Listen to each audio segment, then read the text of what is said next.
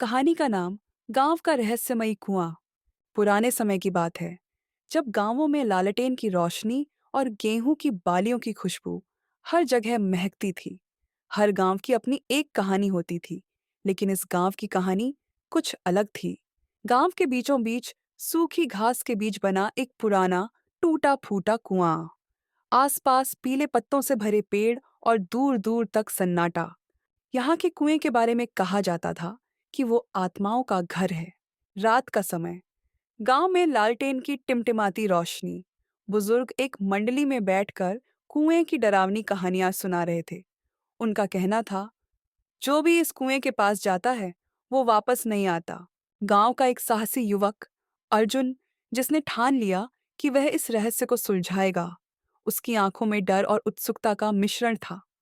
वह अपनी काली धोती और सफेद कुर्ता पहनकर घर से निकल पड़ा। अर्जुन कुएं के पास पहुंचता है। कुएं के पास एक पुराना लोहे का बाल्टी और टूटी हुई रस्सी पड़ी थी। अचानक उसे ऐसा लगा जैसे कोई उसे देख रहा हो। कुएं के अंदर से किसी लड़की के रोने की आवाज आई। अर्जुन ने लालटेन कुएं के अंदर झुकाकर देखा। कुएं के पानी में उसे अपनी ही परछाई हिलती नजर आई, लेकिन परछाई उसे हंसती हुई दिखी। अर्जुन को कुएं के अंदर एक चमचमाती चीज नजर आई। उसे निकालने के लिए उसने रस्सी डाली। जैसे ही वह चीज ऊपर आई, वह एक पुरानी चूड़ी निकली। अचानक हवा का झोंका आया और लालटेन बुझ गई। चारों ओर घना अंधेरा था। अर्जुन ने महसूस किया कि कुएं के पास कोई खड़ा है। उसने जैसे ही पीछे मुड़कर देखा, एक सफेद साड़ी पहने और बिखरे बालों वाली औरत खड़ी थी। औरत ने अर्जुन से कहा, यह चूड़ी मेरी है, इसे लौटाओ और इस कुएं के पास कभी मत आना। अर्जुन ने डर के मारे चूड़ी उसके हाथ में दे दी।